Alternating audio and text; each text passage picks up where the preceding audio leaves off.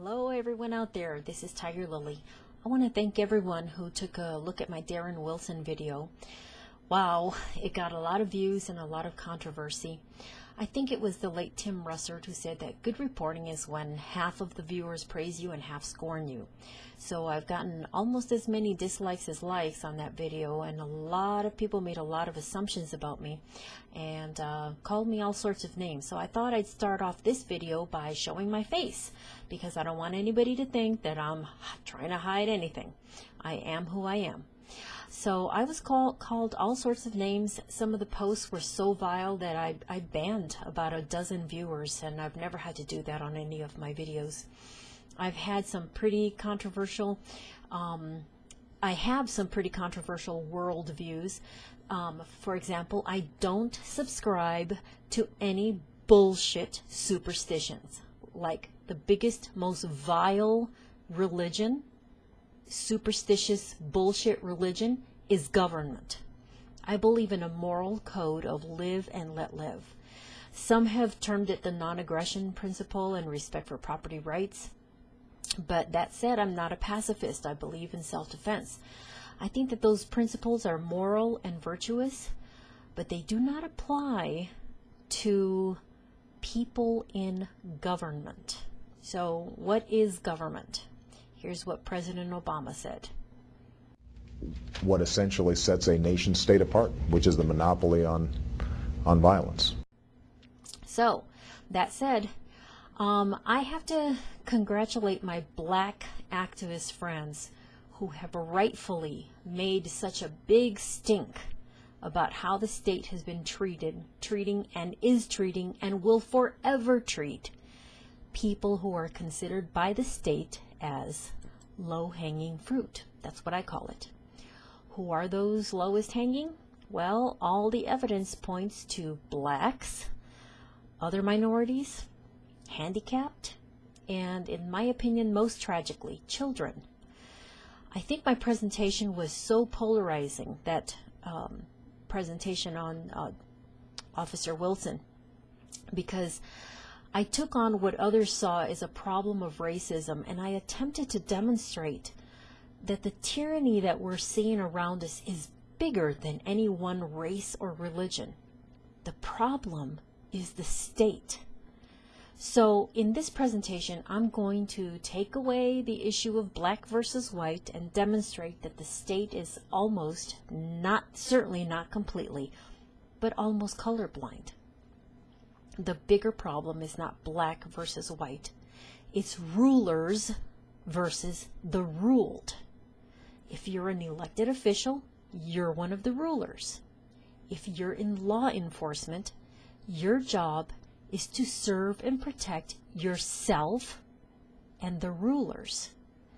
And that means that your job is to keep the rest of us in line, even if it means violating moral principles of human or humane behavior, or violating the laws that you're supposed to be enforcing. Because in the end, you know that the rulers have your back. I have a friend who said that if it wasn't for police officers, politicians couldn't take away our rights or our freedoms. Because I don't believe we have rights. But that's another presentation. In this presentation, I hope to make the case that government is inherently evil, and I deliberately took away the race factor, because that's noise. As most of the players in this report are, or at least appear to be, white. Now, I hope I don't sound offensive when I say that the race issue is noise. My position is that this is much more so about government than about black and white or brown. I want to give a special shout out to my new friend, the Jedi. He's a black Muslim who is passionate and fearless in his convictions of equal justice for what he calls his people. I've watched a number of his productions, and they have inspired me to learn more about the Muslim faith. I was one who was indoctrinated into Christianity, I now reject Christianity and I reject all superstitions. But I've learned so much from this man, and I plan to do a video probably entitled something like, "What's so scary about Muslims?" I'll post a link to the Jedi's YouTube channel, and I encourage you to check it out. Check out his work. It's extremely interesting. He's got a pleasant voice, very interesting. He takes his time. He repeats himself in areas where he is educating his people. But be warned, he's not nearly as tolerant as I am about bullshit comments. I only remove comments that are irrelevantly stupid, and I ban those who are just ridiculous beyond reasoning. So, with that, thank you for tuning in, and I'm going to go right into today's report. Okay, so today I am covering the story that I found from the Free Thought Project, freethoughtproject.com. And I am a subscriber to them, but it came out of my Google. I get Google alerts on police brutality and stuff. So this one caught my interest. All of them did, but I thought this might be a really good one to follow, and I've been following it for about a week or so. So it's from the freethoughtproject.com, and the title of it is Arizona Cop Caught on Cam Brutally Attacking Teen Girl While Mother Begs Them to Stop. So, and it was by Cassandra Rules on December 6th, and today is December 15th, 2014. So, the first thing I noticed, it's Mesa, Arizona. Now, I've been through Arizona several times. I don't know if I've been exactly through Mesa, but whenever I ride my motorcycle through the Southwest, most of the Southwest, I open carry a loaded 45. Now, a video, the article starts, a video was uploaded to Facebook on Friday of a Mesa, Arizona police officer repeatedly punching and attacking a 15-year-old girl as her mother begged them to stop. Now, I did not want to even see this because I've seen too many of these, and sometimes I can't sleep. But the article, but I will show it for the purposes of this report in a little bit. The article goes on to say the young girl, who was reportedly a runaway, was screaming that she couldn't breathe as her mother attempted to explain to the officers that she has mental problems as well as asthma. Luis Paul Santiago, the witness who filmed the violent encounter, stated that police attempted to delete the video, and the second officer on the scene explained that the officer behaved correctly and that, quote, if she needed to, she could have shot her dead. Okay, that is the arrogance of the cops these days. And they took a screenshot of the Facebook thing, which basically the videographer Luis said, literally 20 minutes ago on such and such, a cop pulled up, parked in the middle of the street, and ran up on the girl and grabbed her and tried throwing her down. Right then was when I started recording. The girl was just trying to walk away. Her mom kept screaming. She was emotionally unstable. And then the other thing he said, we're going to call her tonight. We have her info. Pretty sad. She had asthma. That's why she was kicking like a fish. The cop said the female cop acted correctly, and if she needed to, she can shoot her dead. I was like, wow. You know what? I would not be like, wow, because I've dealt enough with, covered enough stories to know that there is a different set of books, different set of rules for police officers and their ilk. So the article continues, it's a sad world when the officer is correct and the other officer likely could have shot the teen dead without repercussion. Now, as we know, it happens all the time. The article continues, in the United States, choking someone to death, like Eric Garner, in a murder caught on video is a non-offense, according to a grand jury, and gunning down 12-year-old children playing with a BB gun in a park like Tamir Rice means a paid vacation. Even the St. Louis PD recently posted some horribly offensive nonsense on how to prevent your children from being killed by cops. So let's go to that, open up that link and see what that dipstick said. This was on December the 5th. This is what was posted on Facebook on the St. Louis County Police City of Fenton precinct. This is what caught my eyes. Warn them that these toys do look like real guns and could result in the police getting called on them.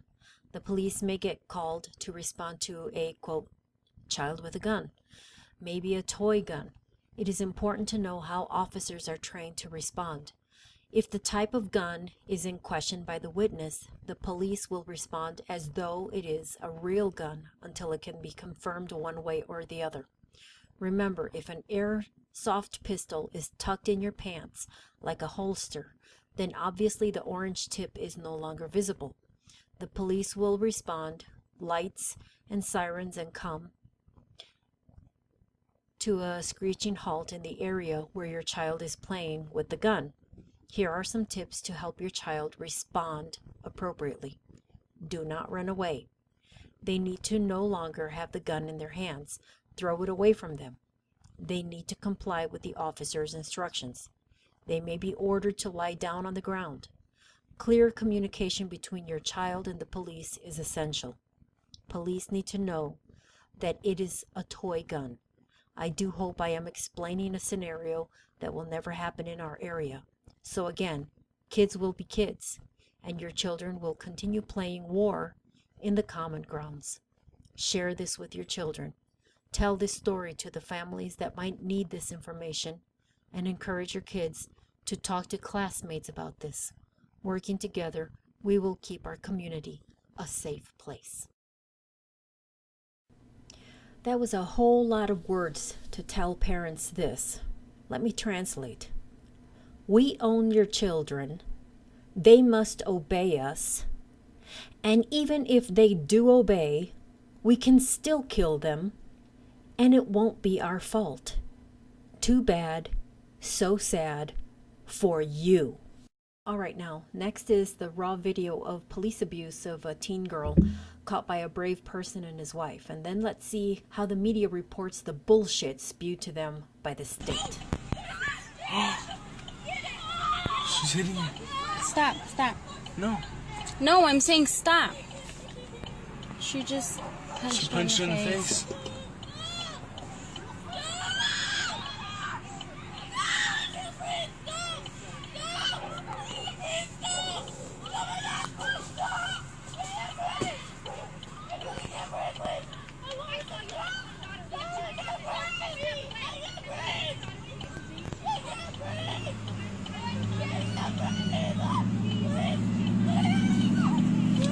It's her mom.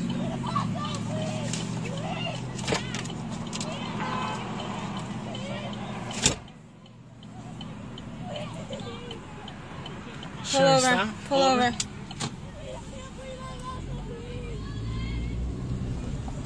Babe, you can't go that way, honey. I'm not going anyway.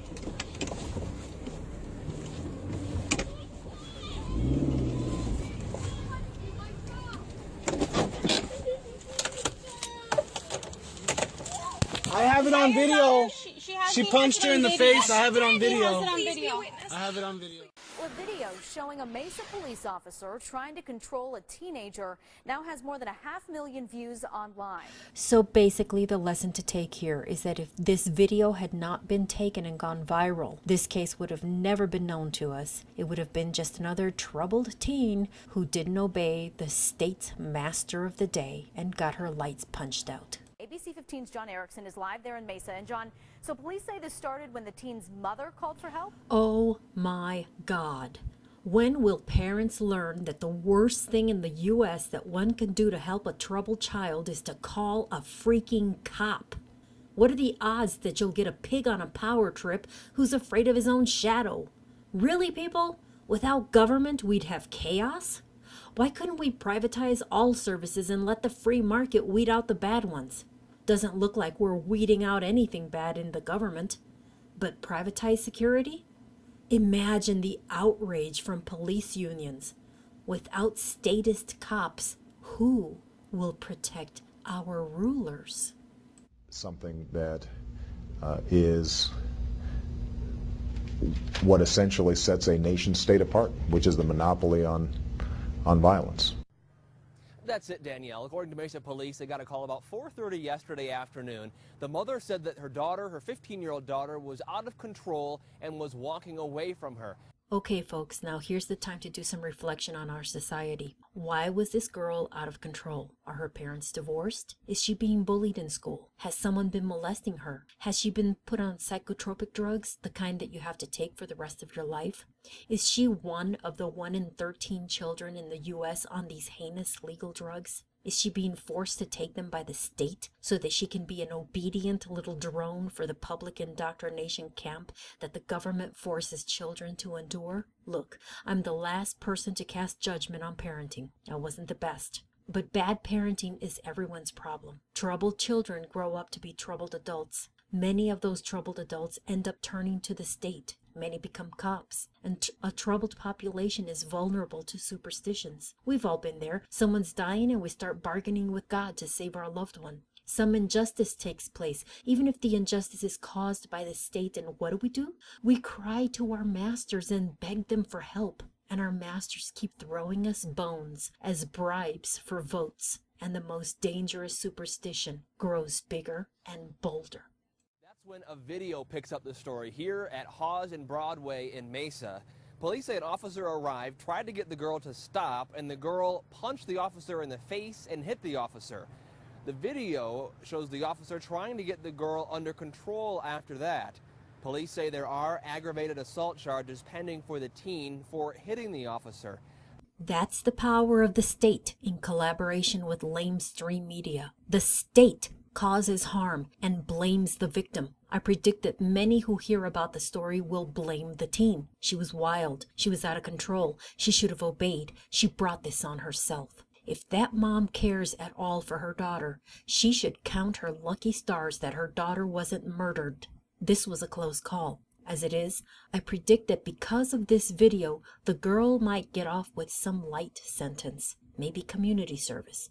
Time for the mom to start finding a way to beg some master judge in a black dress to be kind.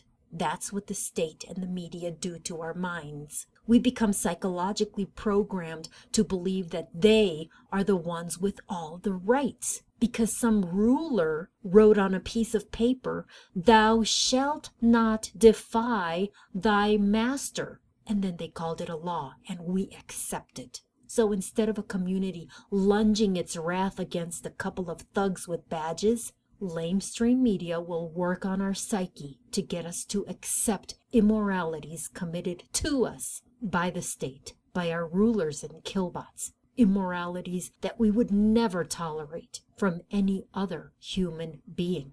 In fact, if it had been the mother caught beating the child, she would be in jail. The officer was not wearing a body cam at the time. Did you hear that? That female cop wasn't wearing a body cam. Evidently, this is something that is done, must be done, in Mesa, Arizona. But she didn't have one on. How very convenient for this female cop and for the state. We've tried to get in touch with the person who shot the video as well as the family involved. We've not yet been able to, Danielle. All right. Okay, so that was the first televised report I found for this case. Now take a look at how more intensely against the victim the second report gets.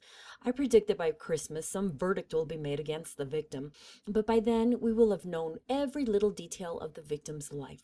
What she posted on Facebook, what she wears, when she picked her nose. Public wrath will have been diffused by a bombardment of bullshit spewed by the state and regurgitated by the media. Do you think the media is going to get any any juicy shit about the skank cop who bitch slapped a troubled teen?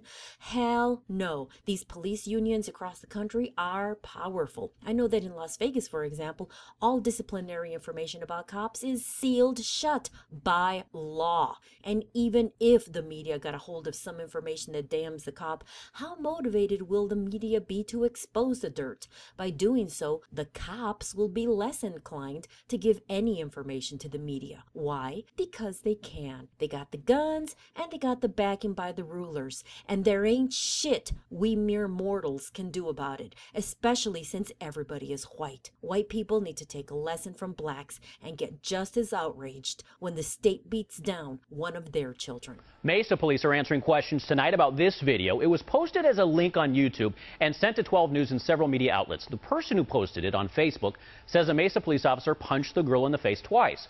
12 News reached out to the person who posted that video. No response.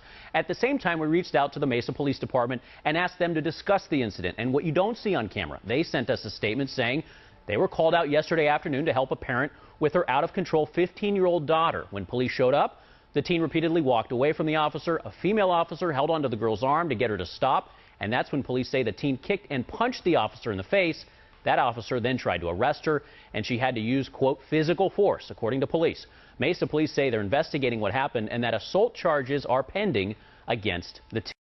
One more important issue to point out about government in the U.S. is how it views its cops in comparison to children. Take a listen. If you come into our state and you kill one of our children, you kill a police officer, you are involved with another crime and you kill one of our citizens, you will face the ultimate justice in the state of Texas, and that is you will be executed.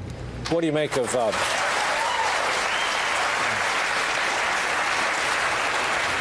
If you come into our state and you kill one of our children, you kill a police officer, you will face the ultimate sentence. You will get executed. So basically, a man who was a close contender for that position of king ruler over the U.S. values the lives of police equally to that of children. That's one point. But listen to the roaring applause of all those most likely white Republicans cheering on this Texas ruler. This is one bloodthirsty group of individuals who are just so freaking proud to be an American. That is, you will be executed. what do you make of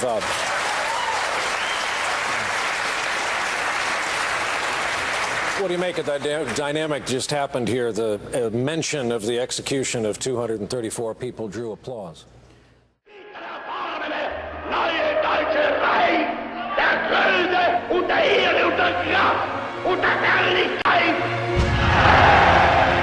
What we have in the U.S. is the biggest, most oppressive, most immoral nation-state on the planet.